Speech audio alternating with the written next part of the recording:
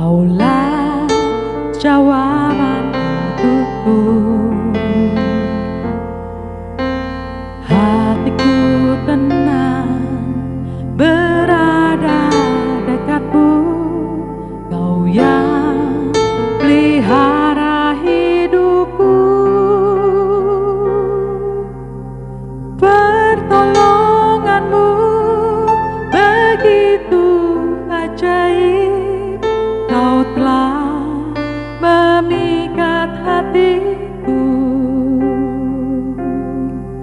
Di saat aku tak sanggup lagi, di situ tanganmu bekerja. Pertolonganmu begitu ajaib. Kau telah memikat hatiku. Kini mataku tertuju padamu. Ku rasakan kasih-Mu, Tuhan.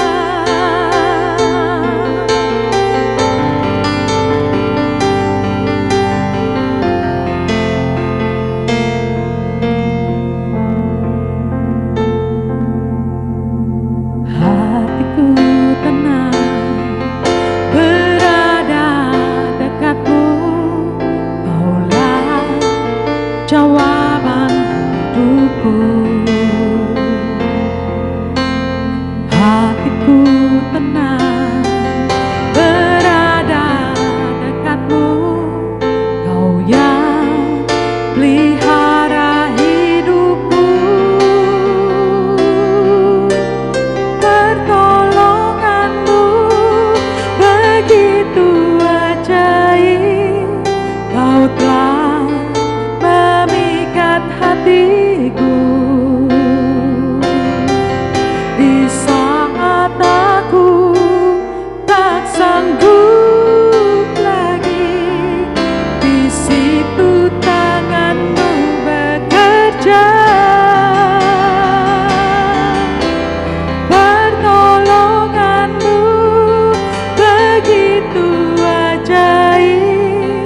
Kau telah memikat hatiku.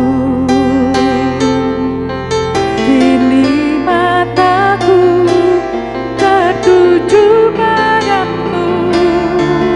Ku rasakan kasih-Mu, Tuhan.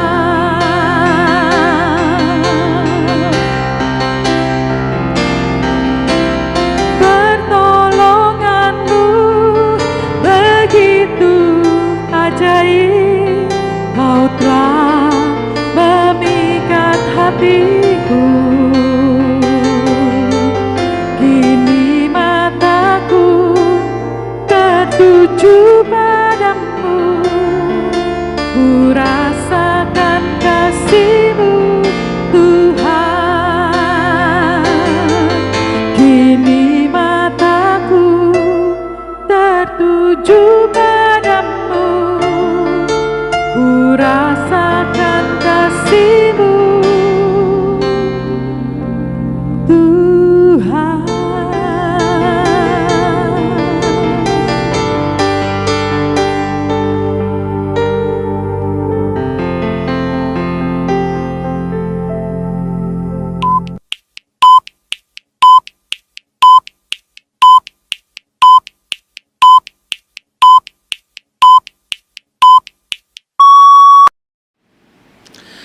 Ibu bapak, saudara-saudari yang terkasih di dalam Tuhan, Shalom dan selamat sore.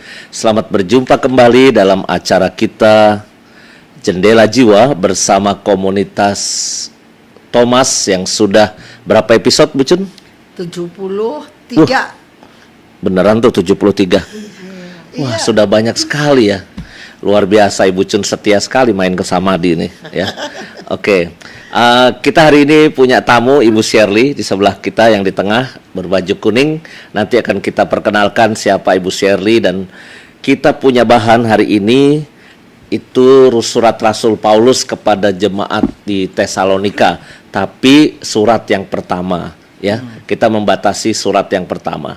Kita akan bersama-sama mengolah itu dan menemukan apa yang bisa kita refleksikan untuk kehidupan kita, ya.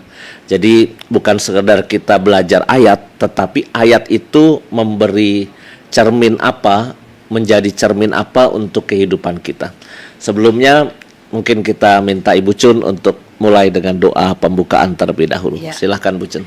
Mari teman-teman pemirsa, kita mulai acara kita dalam nama Bapa dan Putra dan Roh Kudus. Amin.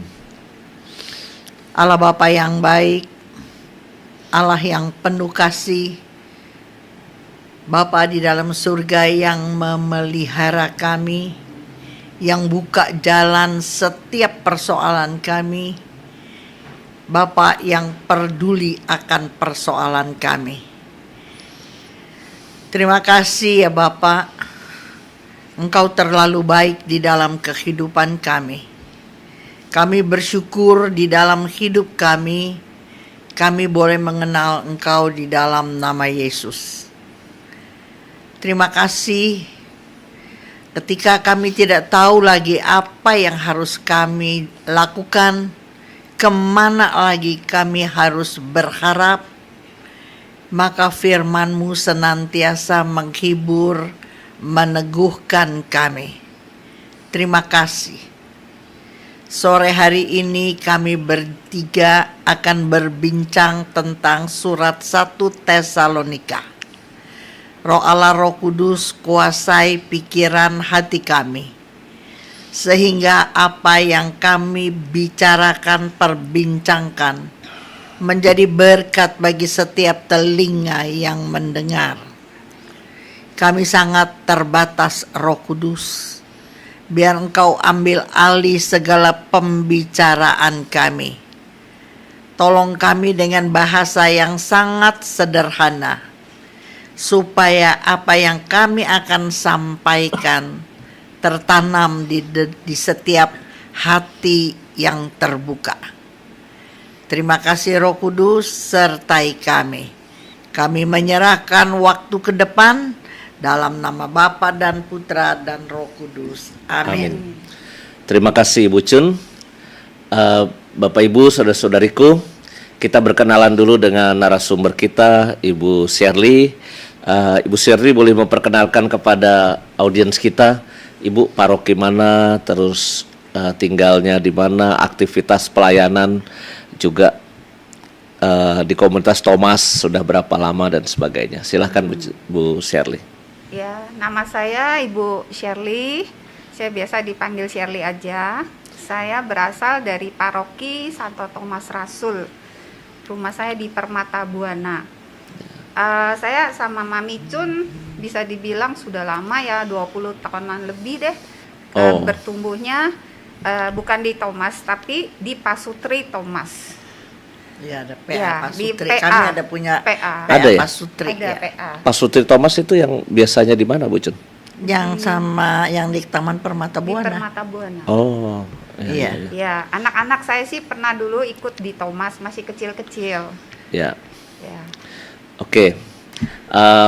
Sudah cukup lama berarti mengenal Ibu Chun ya. Bukan lama lagi. Ini bagaimana ceritanya ditunjuk hadir di acara Jendela Jiwa oleh Bu Chun, ditunjuk atau di Mereka dipersiapkan di BBY. Iya, BBY, tapi kita tahu sifat Mami. Mami itu punya karunia menunjuk. telunjuknya menunjuk Iya. orang gitu? Iya. Waktu itu saya sedang nyetir mobil. Mami bilang, pokoknya pasti bisa. Karena saya lagi nyetir, saya ambil gampang. Iya deh Mami gitu. Pas saya lihat, wah kok susah amat ini Tesalonika. Tapi Tenang. saya pikir karena bukan Mami juga yang milih, tapi Tuhan yang milih. Itu yang saya imani. Amin. Ya, kita akan mengalir saja. Nanti Ibu Shirley sudah menyiapkan apa. Nanti tugas saya dan Ibu Chun itu mendalami, mengolah, memperdalam dan sebagainya. Ya, oke. Mungkin kita mulai dulu dengan apa yang Ibu Shirley eksplorasi terkait terkait kota Tesalonika ya. Karena setiap jemaat itu kayaknya punya spesialtisnya, punya kekhususannya ya. Mungkin bisa diutarakan dulu kepada para pemirsa tentang jemaat di Tesalonika ini. Oke. Saya cuman awalin kalau surat Rasul Paulus di jemaat Tesalonika itu kemungkinan surat yang pertama Rasul Paulus kepada jemaat di Tesalonika. Oke. Latar belakang sejarahnya itu kita lihat dari Kisah Para Rasul. Tesalonika itu adalah kota pelabuhan. Tesalonika itu juga ibu kota dari Makedonia. Dalam Kekaisaran Romawi, kota itu masih ada sampai sekarang dengan nama Salonika. Itu jadi adanya masih di Yunani. namanya nggak pakai Tesa, hanya Enggak. Salonika. Iya, Masih Salonika ada di di Yunani. Yunani, Jemaat Tesalonika itu sebagian besar berasal dari orang bukan Yahudi. Oleh karena itu, khususnya kita orang-orang Kristen di sana menghadapi sifat permusuhan dari orang Yahudi dan orang-orang bukan Yahudi yang tidak percaya akan pewartaan Injil. Oh, jadi jemaat ini memang tinggal di sebuah daerah di mana itu ya bukan orang Yahudi yang mengenal Kristus ya. Iya. Justru mereka bertumbuh dan lalu mendapat banyak Pelajaran. hambatan, Iya, banyak pasti, hambatan iya. juga ya. Karena dia percayanya sebetulnya dia taat dan dia setia sekali sama Kekaisaran Romawi. Dia bukannya percaya Tuhan, percaya, tapi masih samar-samar sebelum pengajaran Paulus dan Silas. Oke. Oh, yang pertama masuk untuk mengajarkan Injil tentang Yesus itu Paulus dan Silas. Ya. Paulus Oke. dan Silas itu ngajarinnya selama 1 bulan. Di situ banyak orang yang tertarik sama pengajaran dia. Karena apa? Karena dia mengajarkan bahwa ada penguasa sejati di dunia, yaitu Tuhan Yesus namanya, dia bilang. Tapi karena dia mengajarkan sesuatu yang sejati, sesuatu pengusaha di luar Kaisaran Romawi, jadi banyak yang bertentangan. Gak mau loh, karena dia setia sama Kaisaran Romawi. Kenapa sekarang ada yang lebih berkuasa lagi? Oke, Bu Cun, ini kayaknya bisa kita bahas nih, Bu Cun. Soal orang itu kan lebih suka mengabdi pada yang kelihatan. sesuatu yang kelihatan, sosok yang memang bisa memberi hadiah, memberi hukuman, itu kayaknya gampang taat. Tapi kepada penguasa sejati yang mereka nggak lihat, itu mereka sulit untuk menerima. Apa memang kecenderungan orang begitu ya, Bu? Semua begitu, tapi dilatih. Makanya ada satu pelajaran tentang tunduk dan taat paling penting, Romo. Ya. Dari kecil, dari anak kecil udah mesti dilatih. Ntar dia takut bukan sama orang tua, pasti anak-anak takut sama guru sekolah, ntar dia sama dosen, nanti sama bos. Itu dilatih terus. Ada ayat di 1 Yohanes 4 ayat 20, 1 Yohanes 4 ayat 20. Coba Shirley baca dah. 1 Yohanes, bukan Yohanes. 1 Yohanes 4 ayat 20 berkata, 4 ayat 20. iya.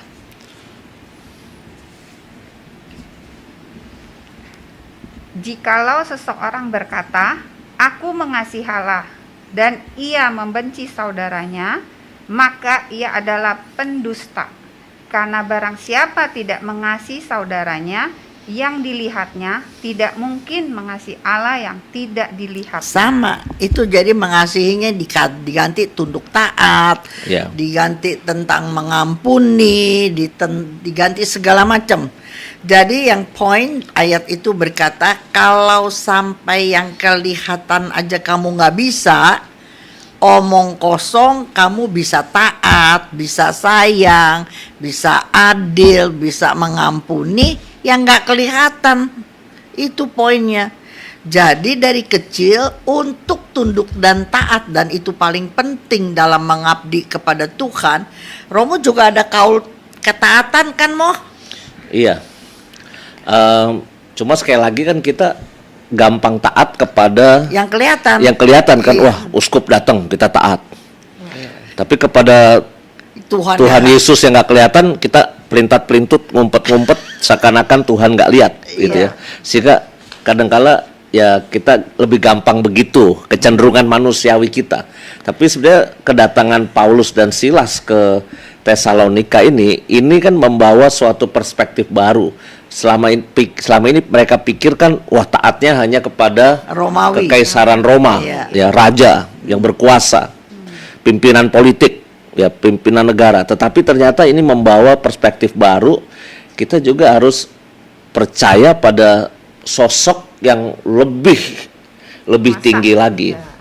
Nah, tapi walaupun nggak kelihatan ya, karena mungkin mereka masih sangat duniawi ya Bu Cun ya.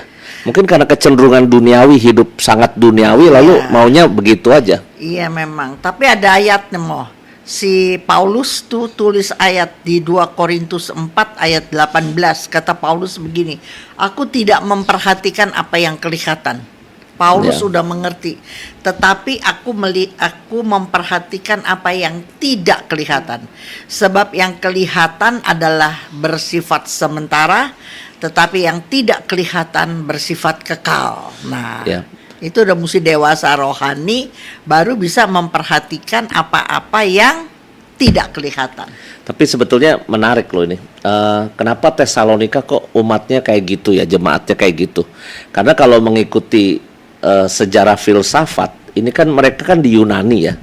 Mereka itu kan sangat kuat aliran filsafat Yunaninya tuh Plato. Plato tuh begini. Ajaran Plato nih salah satu yang saya ingat ya. Yang paling sejati itu yang di atas sana, yang tidak kelihatan. Yang di dunia ini itu tidak sejati. Itu kata Plato. Jadi kalau sebetulnya ini agak berbeda nih, jemaat Tesalonika itu dengan guru filsafat Yunani mereka sebetulnya. Plato itu kan yang paling kuno, filsuf yang paling kuno. Tapi ini kan kenyataan nih, sekarang ternyata setelah melewati berabad-abad zamannya Plato lewat, lalu ternyata sekarang jemaat di Tesalonika itu modelnya kebalikannya. Yang paling mereka pegang, yang paling mereka perjuangkan, yang paling mereka kagumi itu adalah yang kelihatan. Tapi yang tidak kelihatan itu tidak mereka pegang. Padahal Yesus itu, kalau Bu Shirley ingat nggak? Yesus itu kan menunjukkan mata keping uang itu ya. Ini gambar siapakah ini? Lalu kan Yesus berkata, ya berikanlah kepada Kaisar apa yang menjadi haknya Kaisar, tapi berikanlah kepada Tuhan apa yang menjadi haknya Tuhan. Tapi problemnya jemaat Tesalonika kayaknya belum mengenal Tuhan. Sebagian. Nah, justru di Tesalonika sebagian besar sejak dia pengajaran Paulus setelah pengajaran banyak yang jadi, malah dia berdirikan satu komunitas gereja di sana yang pertama kali. Maka saya kira betul yang Tuhan Yesus bilang, kalau sebagai warga negara kita taat sama presiden pada Kaisar, kita taat sama Jokowi, Presiden Jokowi kan. Keputusan apapun yang diatur pemerintah kita taat. Tapi kita kan punya iman. Kita punya Tuhan, kita punya hukum gereja, kita punya ajaran-ajaran gereja, lalu kita taat gitu. Oke, ini mungkin baik satu perspektif ya, karena kayaknya jemaat di Tesalonika awal-awalnya sebelum dapat pengajaran agak duniawi. Jadi hanya memandang penguasa dunia itu ya. Oke, ada situasi apa lagi Bu Shirley tentang jemaat di Tesalonika ini? Jemaat di Tesalonika itu kan pasti kalau dia masuk ada pengajaran baru, pasti ada keributan. Waduh. Pasti muncul itu akan keributan. Di sana yang anti Kristus itu biasanya dia pakai penjahat-penjahat di situ untuk mengusir Paulus dan Silas. Bagaimana caranya supaya mengajarkan, supaya nggak ngajarin Alkitab gitu loh. Jadi sempat Paulus itu dan Silas pergi. Oh, jadi pakai kayak preman-preman di sana untuk mengusir Paulus dan Silas gitu loh. Karena ditolak ya? Ditolak. Paulus dan itu Silas ditolak di Tesalonika. Ibu Cun kan rajin keliling nih Bu Cun ke daerah-daerah Bu Cun. Pengajaran, kalau sekarang sih kan ya Ibu Cun sudah dikenal lah. Kalau dulu awal-awal waktu keliling pengajaran itu penolakan pastilah ada yang pakai preman-preman gitu nggak? Nggak pakai. Oh, nggak pakai. Cuman ada lagi kita dilemparin batu gitu. Ada Di Korban Jakarta atau di luar Di Jakarta? daerah. Di daerah. Ya, dilemparin batu. Itu kesempatan sebenarnya dia nggak cocok sama pasturnya. Nah, terus ketika pasturnya undang-undang kita, nah itu kesempatan untuk dia melampiaskan kemarahannya gitu loh. Tapi kita jalan terus gitu, nggak apa-apa. Tapi penganiayaan model semacam itu bisa jadi tetap ada kalau, tapi sekarang sih sudah mulai membaik lah. Indonesia itu kan negaranya, masyarakatnya makin lama itu makin maju pikirannya, terbuka, toleran ya. Walaupun tetap ada. Dulu awal-awal sebuah paroki berdiri dulu ya, puluhan tahun lalu ya. Wah, itu baru mulai lagu pembukaan aja itu udah ada yang lemparin ular di Jakarta loh. Zaman dulu puluhan tahun lalu ya. Tapi sekarang ini kayaknya sudah mulai semuanya menyadari bahwa yang paling penting itu hidup rukun sebagai warga masyarakat, lalu maju bersama menyelesaikan persoalan-persoalan bersama. Itu nggak ada lagi pakai cara preman-preman, begal-begal yang dikirim untuk mengusir pewarta-pewarta itu. Tapi biasanya kalau ada pemberitaan Injil itu biasanya kan ada aja yang nggak senang, karena itu memberitakan tentang Tuhan Yesus. Jadi ada roh-roh penguasa di daerah juga yang nggak senang pakai oknum-oknum untuk melawan gitu. Ya, bahkan lebih jauh lagi ya. Ketika ada yang nggak senang, terus ada yang jadi martir nih misalnya, ada murid Yesus yang menjadi martir, itu biasanya pengabaran Injil di daerah situ itu makin subur luar biasa. Korea Selatan itu ya, itu adalah negara yang dalam perspektif iman Katolik itu bisa dibilang sebagai negara 1000 martir istilahnya. Karena waktu itu kan penjajah Jepang itu kan sangat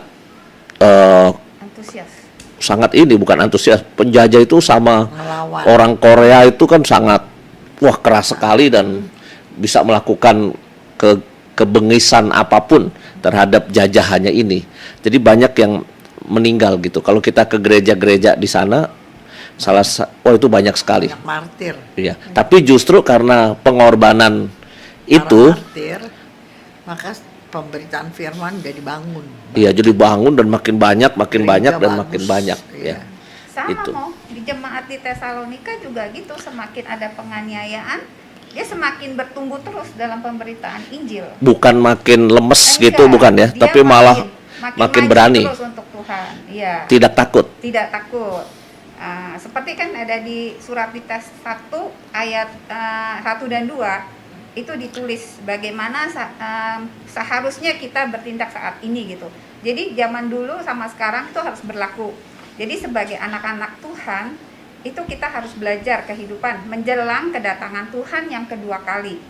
Surat ini ditulis untuk memberitakan dorongan yang positif, semangat pengajaran, serta membawa jemaat untuk mengerti bahwa mereka harus diperlengkapi untuk memberitakan Injil.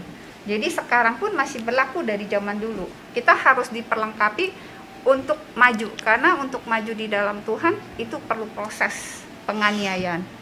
Ya, ini kaitannya dengan menjelang kedatangan Tuhan Yesus yang kedua kali.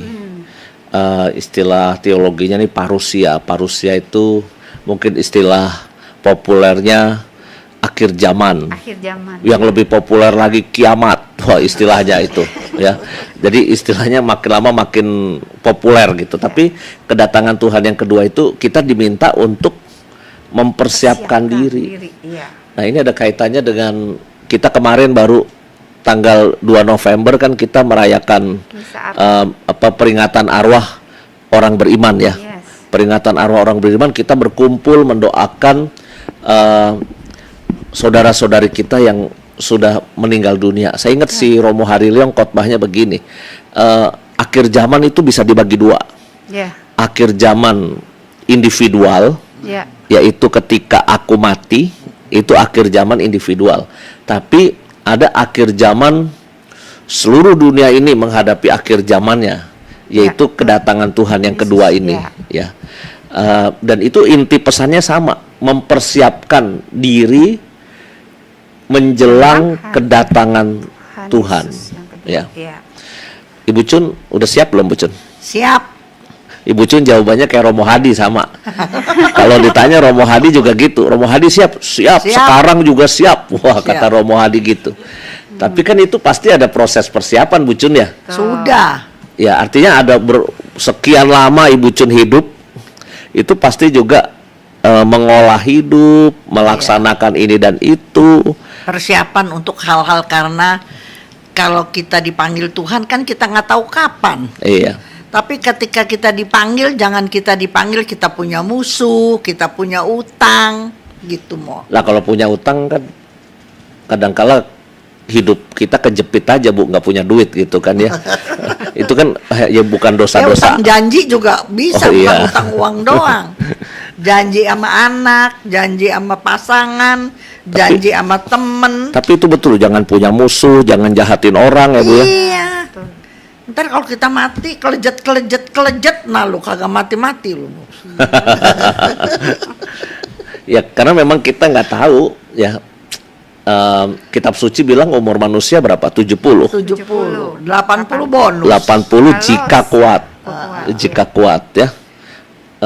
Ini ada oma-oma yang baru aja meninggal, anaknya baru kasih intensi ke saya 101 tahun. Iya. Iya.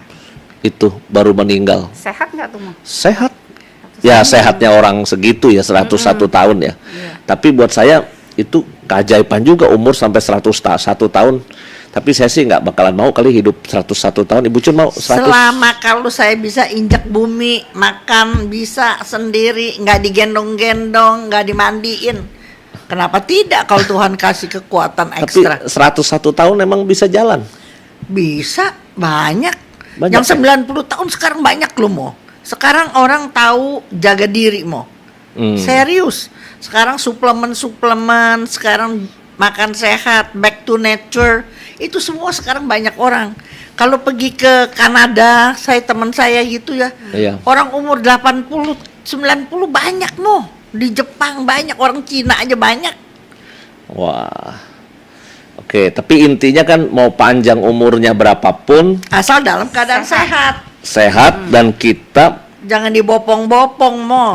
dan kita hidup secara fisik sehat tapi secara rohani juga Iya bener, dong, ya kan? Pasti dong. Karena ini pesan di Tesalonika itu bagaimana seharusnya kehidupan anak-anak Tuhan menjelang kedatangan Tuhan. Iya. Menjelang dipanggil Tuhan, boleh juga Ya, diganti Mo. itu yang jangka waktu dekat untuk kita individual. Karena untuk parusia kedatangan Tuhan yang kedua itu ya akhir zaman itu walau alam kapan kita Nggak usah juga nggak tahu dipikirin lah. kalau saya Nggak itu. usah dipikirin, pokoknya mempersiapkan akhir zamanku sendiri. Iya, kalau Zamanku, aku juga begitu Mo. zamanku selesai, udah selesai. Teolog-teolog dari dunia satu sama lain nggak sama. Sampai Iya. hari ini. Terkait- Ya kita mah cuman awam-awam biasa kok repot pikirin begitu. Iya. Yang paling penting bagaimana kamu mempersiapkan diri. Kalau satu hari mendadak Tuhan panggil, udah siap belum? Gitu aja. Tapi pernah tuh, Mo, saya pernah ngalamin waktu saya vertigo berat. Sakit vertigo. Vertigo. Itu kan bumi kayaknya goncang semua. Iya, betul. Saya pikir saya mau mati. Saya panggil anak-anak saya. Tapi waktu mau keadaan begitu, saya nggak ingat apa-apa loh. Iya. Saya cuma bilang, saya udah siap belum sama Tuhan nih. Ini salah kalau dipanggil gitu. Jadi saya cuma ingat suami sama siapa, anak sama siapa pun saya juga nggak ingat. Cuma saya tahu anak saya, tolong deh, mama kayaknya mau jalan gitu loh. Jadi cuma dipikirin, nggak ada yang dipikirin, harta pun nggak ada loh. Cuma saya, sudah siap belum ini saya sama Tuhan? Udah ada buahnya belum? Selalu kan Bu Cun bilang begitu. Itu doang saya pikirin. Itu ada sebuah penelitian ya, seorang psikolog klinis di Amerika. Dia meneliti orang-orang yang punya pengalaman hampir mati, tapi nggak jadi mati. Iya. Jadi istilahnya itu kayak, kalau istilah populer kita tuh mati suri gitu, Suri, mati iya. suri. Iya. Near death experience. Jadi pengalaman hampir mati, tapi nggak jadi mati. Iya. Nah, ditanya nih oleh peneliti ini, apa yang dirasakan, apa yang diingat ketika kau punya pengalaman hampir mati, ternyata jawabannya adalah ini. Yang diingat itu cuma dua. Satu, dosa-dosa kita. Dan yang kedua, orang yang kita sayang. Iya, Orang yang kita sayang. Cuma itu. iya, itu Dan saya kira ketika kita menjelang menghadap Tuhan, kedatangan Tuhan dalam hidup kita ini nih, nampaknya yang diingat ya itu aja. Iya, betul. Deposito, Nggak mikir. properti, Boro-boro. terus pangkat, jabatan, uang masuk peti mati aja bawa apa? Bucun mau bawa apa buat bucun peti mati? Ya, terserah yang Bawain. urus saya. Mau bawa apa, kayak nggak pesan apa-apa kalau soal dibawa mah. Serius, nggak pesan pakai apa-apa, nggak pesan. Terserah aja anak-anak siapa yang... Kan mati nggak bisa direncanakan. Tapi saya tahu apa yang akan dimasukin ke petinya bucun. Alkitab. Amin. Alkitab yang Ibu Cun Amin. Baca bolak-balik gitu ya. Itu yang harus dimasukin. sama rosario biasanya. Ya, biasanya itu kan standarnya kita. Standar kita. Tapi maksud saya, itulah mungkin kita harus berefleksi tentang hal itu, bukan cuma jemaat Tesalonika nih. Iya. Berefleksi tentang itu. Kita pun nih sekarang nih saatnya berefleksi tentang itu. Justru kita harus meneladani dia. Ya, kalau Pastor Anthony de Mello itu pernah memberi bahan meditasi. Bayangkan 3 hari lagi Ya, you meninggal. akan mati. Oh, Apa yang akan kau lakukan selama 3 hari ini? 3 hari ini mau ngapain? ya. Saya pasti mau makan bakmi dulu. Ya. Itu bucun kayaknya. Wah, mau makan bakmi dulu. Tapi sisanya ya saya ketemu orang-orang yang saya sayang, yang deket, ya minta maaf, ngaku dosa, pasti, iya. gitu kan? Pasti. Ya mulai atur. Kayak waktu saya mau ke Karoles kena COVID itu tuh, Iya. saya WA Romo Romanus, Nah, Nus, aku mau ke Karoles. Kalau nanti aku nggak balik lagi ke sama dia, tolong di laci ketiga ada amplop-amplop yang belum dibuka. Itu kayaknya isinya duit buat lu aja ya kalau gue mati ya. Atau bilang gitu. Terus Romo Romanus kayak mau ngasih warisan kan. Iya. Terus Romo Romanus bilang ya, enggak Romo Yus pasti balik lah, tenang aja, sehat ya Romo Yus, kita doain gitu. 17 hari kemudian saya balik nih. Yang nyambut si Romo Romanus. Dia ngeledek saya, aduh kenapa Romo Yus balik? Kan berarti gua nggak dapat amplop di laci ketiga dia. Terus aku bilang udah ambil aja, ambil sebagai tanda syukur saya sembuh gitu. Maka saya kira orang sesekali ya perlu diberi pengalaman near death experience supaya ingat bahwa hidupnya itu nggak selamanya. ada batasnya. Iya. Manusia hidup ada batasnya. Iya, berbuat dosa juga ada batasnya, berhenti Iya. gitu kan. Kira-kira. Berbuat baik juga terus lakukan perbuatan baik. Oke, sekarang Bu Shirley mungkin bisa membagikan apa nih hubungannya dengan kehidupan kita saat ini. Apa situasi Tesalonika dan surat Rasul Paulus ini, apa yang bisa kita pelajari sebetulnya? Kita harus meladaninya terutama dalam iman ya. Iman itu apa sih sebetulnya? Iman itu percaya sekali 100% sama Tuhan Yesus. Udah gitu setiap kali di dalam tingkah laku kita, dalam perbuatan kita selalu mengumpamakan Tuhan. Karena kita itu nggak bisa apa-apa tanpa Tuhan. Dan sadar bahwa kita ini hanya debu. Jadi kita benar-benar tergantung sama Tuhan. Seperti kayak Romo tadi bilang, kita tidak tahu umur kita sampai kapan. Jadi kita harus percaya sama Tuhan, harus persiapin Tuhan. Nah itu yang diimanin orang Tesalonika, dan kita juga harus mengimani itu gitu loh. Itu ayatnya di mana tuh? Yang satu tes berapa? 1 tes 1 ayat 3. Boleh dibaca Bu Shirley. Sebab kami selalu mengingat pekerjaan imanmu, usaha kasihmu, dan ketekunan pengharapanmu kepada Tuhan kita Yesus Kristus di hadapan Allah. Itu imannya, ayatnya. Dan saya juga bisa tambahin, kalau iman itu timbulnya dari pendengaran oleh firman Kristus. Firman bukanlah doktrin. Jadi supaya kita masuk ke agama itu bukan. Itu ambilnya dari Roma 10 ayat 17 yang bunyinya Iman timbul dari pendengaran. iya, iman timbul dari pendengaran, itu Roma 10 ayat 17. Nah, tapi supaya kita memiliki hubungan dengan Allah, itu kita perlu beriman. Karena Allah itu tidak kelihatan seperti yang tadi Romo bilang, manusia tuh selalu melihat yang dilihat. Itu. Oke. Bu Cun, mari kita dalami yang 1 Tes 1 ayat 3 nih. Sebab kami selalu mengingat pekerjaan imanmu, usaha kasihmu, dan ketekunan pengharapan. Nah, ini menarik nih. Kenapa katanya itu pekerjaan imanmu, lalu usaha kasihmu.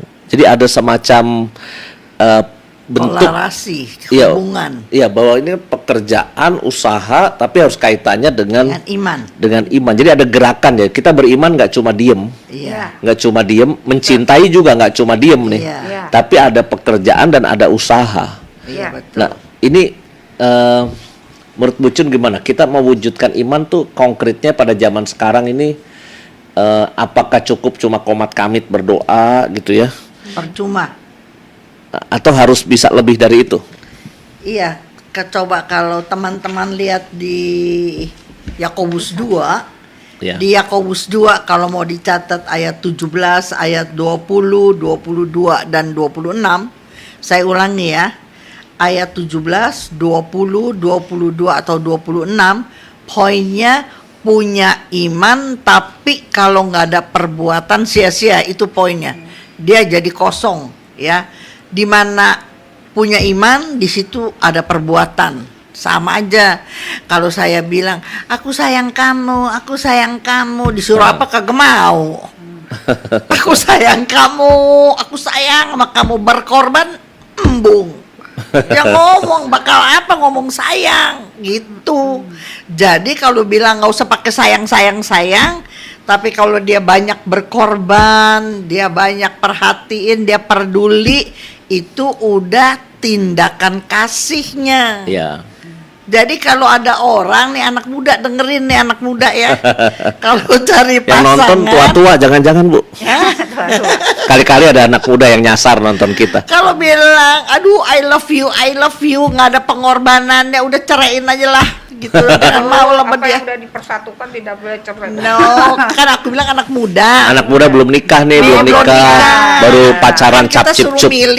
milih yang mana. Ya. Yang satu nggak pernah ngomong I love you, nggak pernah. Tapi kalau kita mau kemana, ayo saya anterin. Mau kemana? Ya ntar deh saya yang ambilin. Mau kemana nih? Ya saya bisa kok, ntar saya pulang kerja saya ambil. Nah, Itu dia dia nggak cinta. I love you enggak. Tapi ada satu sedikit I love you. Nggak pernah nawarin apa-apa. Lah jangan dipilih. Loh, dulu Pak Wahono modelnya kayak apa Pak Wahono? Nggak banyak mulut. Oh. Dia lakukan apa kebutuhan saya gitu. Gitu. Makanya dipilih. Jadi kata iman dan kata kasih itu selalu Harus disertai membutuhkan. tindakan. Iya, karena ada teorinya juga di buku Katekismus sebetulnya. Iman itu punya dua perwujudan. Ungkapan punya dua sayap iman itu. Ungkapan iman dan perwujudan iman. Ungkapan iman tuh kalau kita misa, rosario, ziarah, praise and worship, meditasi. Nah, itu ungkapan iman. Termasuk kita pendalaman Alkitab itu juga ungkapan iman kita. Tapi ketika kita misalnya Bu Cun sama teman-teman Thomas itu pergi ke sebuah pulau, lalu kita bungkusin nasi bungkus buat korban Iya. bencana di mana ya? Malaka. Di Malaka dan sebagainya, itu namanya perwujudan iman. Perwujudan iman. Saya yakin model kayak Ibu Teresa tuh, itu dia juga doanya kuat. Iya. Model kayak Ibu Teresa itu. Tapi keluar dari kamarnya dan kapelnya setelah berdoa, itu kan dia melakukan tindakan kasih yang konkret, perwujudan iman. Maka sebenarnya kalau mau sehat, hidup beriman itu memang harus ungkapannya ada, imannya ada. Nggak boleh orang cuma aktif, tapi dia nggak pernah misa, nggak pernah baca Alkitab, nggak pernah ikut misalnya doa rosario dan sebagainya. Itu ungkapan imannya kurang kuat ya. Sebaliknya, rajin doa doang, Nggak ada tindakan. nggak ada tindakan, itu juga nggak Mo, seimbang. tapi ada pelajaran begini nih Mo. Ya, Ada 2 ayat ya. Efesus 2 ayat 8 dan 9. Catat ya kalau ada yang mau. Efesus 2 ayat 8 dan 9. Perbuatan baik tidak menyelamatkan. atau Titus 3 ayat 4 dan 5. Juga bukan karena kekuatan kita bisa beli sorga. Coba baca dulu, aku lupa deh. Efesus 2 ayat 8-9. Apa sih? Efesus. Ya. Efesus 2 ayat 8 dan 9. Ini Efesus di sini. Efesus 2. Ini Galatia, Efesus. Ini emang. Efesus 2 ayat 8 dan 9. Baca ya.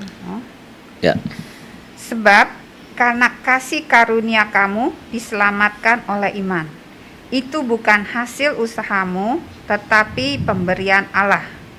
Itu bukan hasil pekerjaanmu, jangan ada orang yang memegahkan diri. Jadi mau pergi ke sorga, tapi dia berbuat baik doang, nggak bisa gitu. Selamat cuman karena kasih karunia. Ambil Titus 3 ayat 4 dan 5. Titus tuh kanan paling bawah. Titus 3. Titus 3 Paling bawah.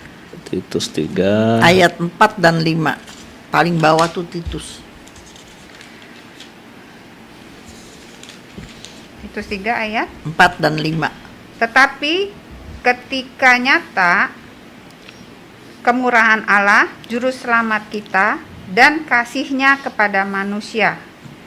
Pada waktu itu, Dia telah menyelamatkan kita bukan karena perbuatan baik yang telah kita lakukan, tetapi karena yang telah kita lakukan tetapi karena rahmat-Nya oleh permandian kelahiran kembali dan oleh pembaharuan yang dikerjakan oleh Roh Kudus. Jadi keselamatan kita bisa masuk sorga bukan karena perbuatan baik. Padahal tadi kita ngomong di Yakobus ada 4 ayat bilang kita harus berbuat baik. Jadi gimana gitu, ya kan? Tadi Efesus 2, 8, 9 dan Titus 3 ayat 4 dan 5 berkata perbuatan baik tidak menyelamatkan. Sekarang di Yakobus 2 bilang hanya dengan perbuatan yang baik iman dinyatakan. Jadi gimana gitu. Tetapi di Titus 3 ayat 4 dan 5 paling jelas itu, ya. Kita diselamatkan oleh kasih karunia Allah, tapi oleh kelahiran kembali. Itu yang paling penting Mo. Jadi Tuhan bukan kasih selamat-selamat terus orangnya selamat. Terus kalau nggak dikasih pengajaran, dia buat dosa lagi dong. Masa selamat lagi gimana? Ampuninya bagaimana? Jadi orang yang harus lahir baru dulu itu Yohanes 3 ayat 1 sampai 7 tentang Nikodemus gitu. Dia udah lahir baru, orang-orang kita harus lahir baru, maka kita diubah pola pikir, cara pandang, bersikap. Ketika kita berubah seperti Yesus, ayat bilang, perlahan tapi pasti kita didewasakan. Kita berbuat baik dulu, kita berbuat baik karena moral etika. Kita berbuat baik karena moral dan etika. Tetapi sekarang kita berbuat baik berdasarkan iman kan? Jadi memuliakan Bapa di surga. Jadi perbuatan baik yang moral etika itu tidak terlalu diperhitungkan. Kalau enggak, Yesus ngapain datang kalau perbuatan baik bisa menyelamatkan? Yesus datang 2000 tahun yang lalu, ribuan tahun yang lalu banyak orang berbuat baik, tetapi bukan untuk memuliakan Bapa di surga. Tetapi ketika kita dilahirkan kembali, kita proses berjuang, sangkal diri, panggul salib, penderitaan seperti umat di Makedonia, tetap ada penganiayaan, matanya tetap tertuju kepada Yesus. Tadi Shirley bilang dia bertumbuh di dalam iman, Maka Shirley bilang kita mesti teladanin orang Makedonia di dalam penderitaan. Maka kita berbuat baik, jangan pikir smooth. Banyak orang iri kita berbuat baik juga gitu. Tetapi kita tetap berbuat baik untuk memuliakan Bapa di surga. Maka itu memproses karakter kita. Dan kita bisa masuk surga dengan perbuatan baik yang kita lakukan, tetapi kita lakukan ini untuk memuliakan Bapa di surga. Ya, sebetulnya kita tidak perlu mempertentangkan dua hal itu, karena usaha kasih dan perbuatan iman yang kita lakukan itu kan untuk menunjukkan betapa aku mencintai Tuhan, untuk menunjukkan imanku dan cintaku kepada Tuhan. Itu diwujudkan dengan perbuatan kasih, perbuatan iman dan usaha kasih, ya istilahnya di 1 Tesalonika ini. Tapi perkara keselamatan, ya perkara keselamatan itu tetap hak prerogatifnya Tuhan Allah. Gitu. Kita kan tugas kita sebagai hamba, tugas kita sebagai manusia itu kan menunjukkan aku ini mengabdi Tuhanku, aku mencintai Tuhanku, aku setia pada Tuanku, ya. Bahwa lalu hadiah itu diberikan kepada kita itu bukan karena perbuatan-perbuatan kita, tapi karena itu adalah kasih karunia dari Tuhan.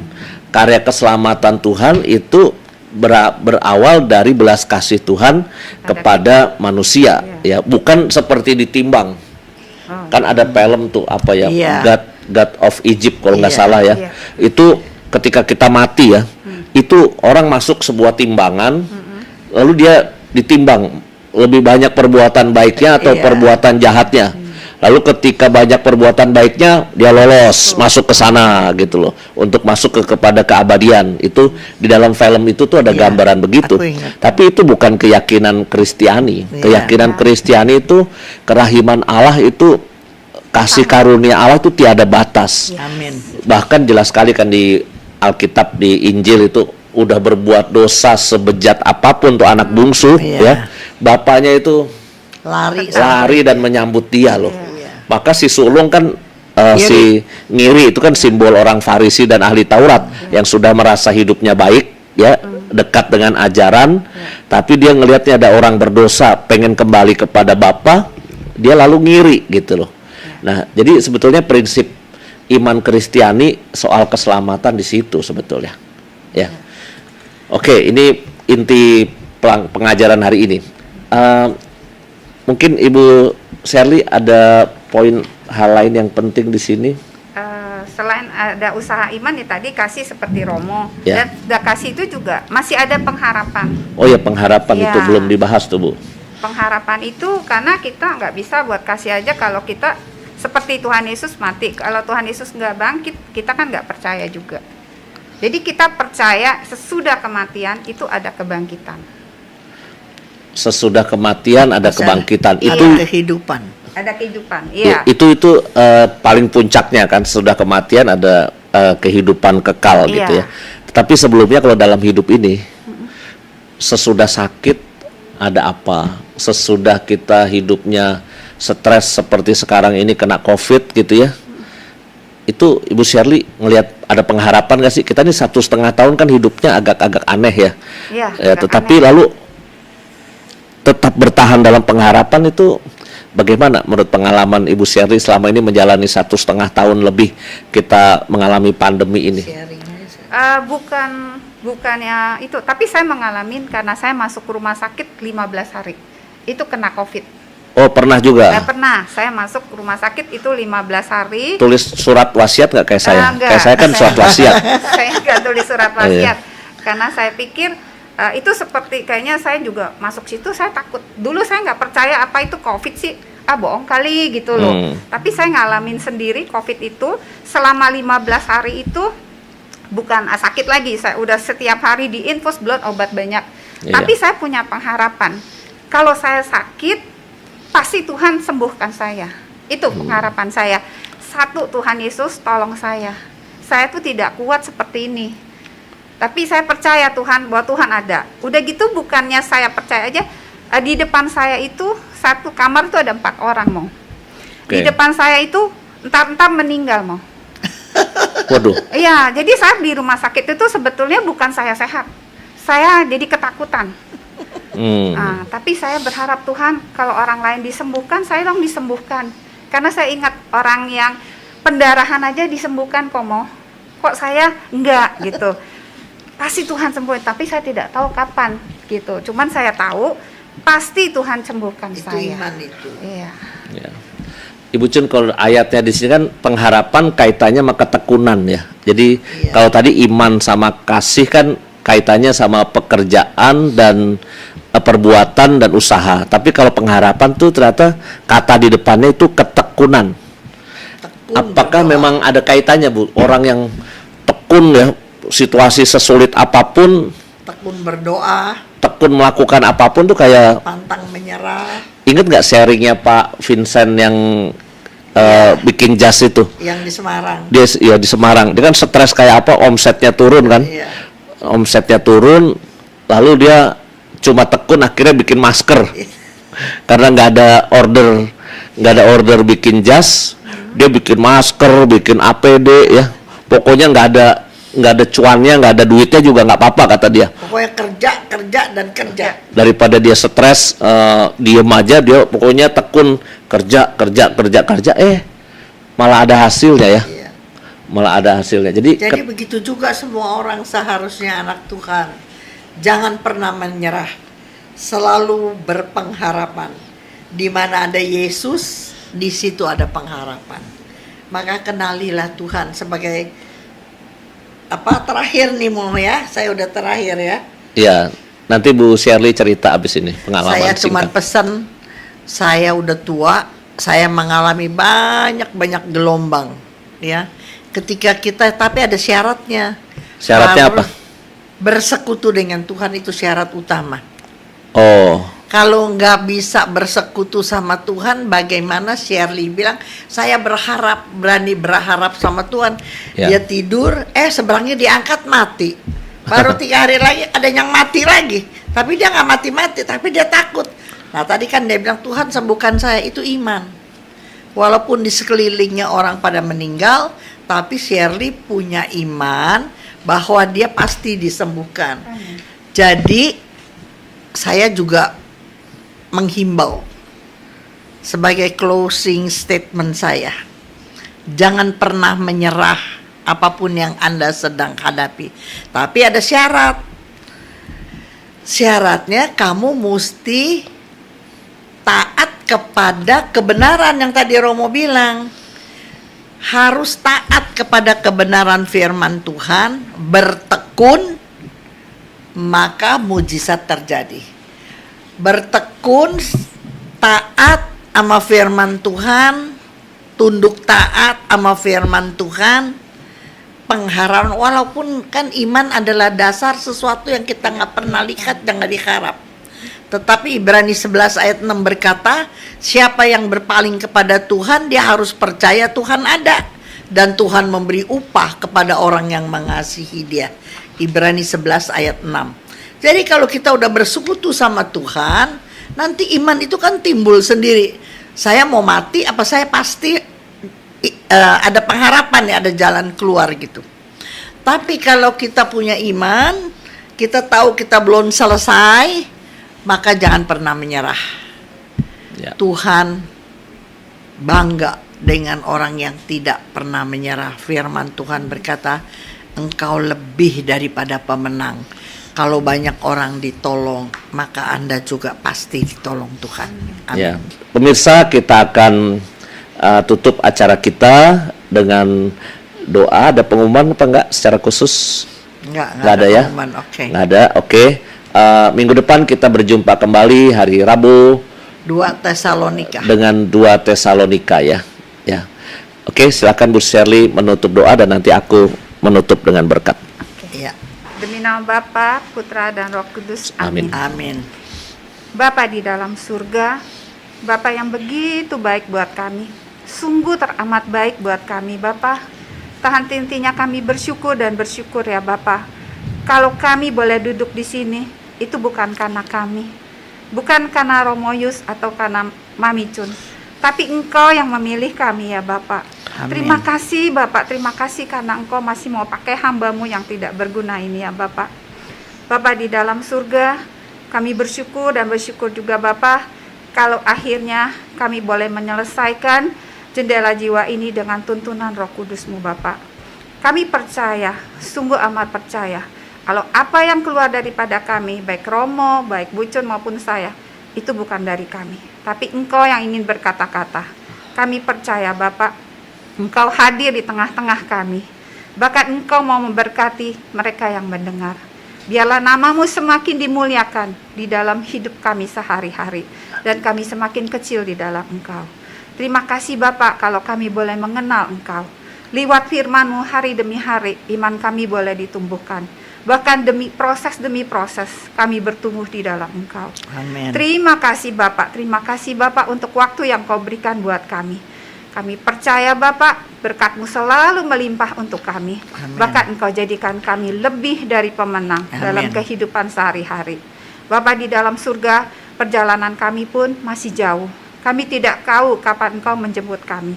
Namun satu Bapak, kalau kami boleh minta, biarlah di hari-hari kesempatan yang satu kali ini, Engkau buat kami berbuah banyak, berbuah manis yang dapat kami persembahkan kelak. Jika waktunya datang, Engkau menjemput kami. Amin. Dan nama kami tercatat di dalam buku kehidupan. Itu Bapak, minta kami ya Bapak. Akhirnya Bapak, kami mau serahkan perjalanan hidup kami. Berkati Romoyus di dalam pekerjaannya sehari-hari. Menjadi Romo, jadikan dia gembala yang baik dan bijaksana, sehingga banyak-banyak jiwa untuk datang kepadamu. Dan juga melalui Mami Cun yang kami kenal, dia begitu setia kepada Engkau. Pakai dia di hari tuanya, baik dengan kesehatannya, dengan pelayanannya, bertambah-tambah di dalam Engkau. Amin. Dan kami percaya Bapak, tiada yang mustahil bagimu. Amin. Kalau kami tunduk setia akan firman-Mu, akan Engkau, pasti kami diselamatkan. Amin. Terima kasih Bapak, hanya di dalam nama Yesus Kristus kami berdoa, berharap dan bersyukur. Amin. Tuhan bersamamu dan bersama rohmu. Tuhan berkatilah hamba-hamba-Mu yang berada di tempat ini maupun yang berada di rumah.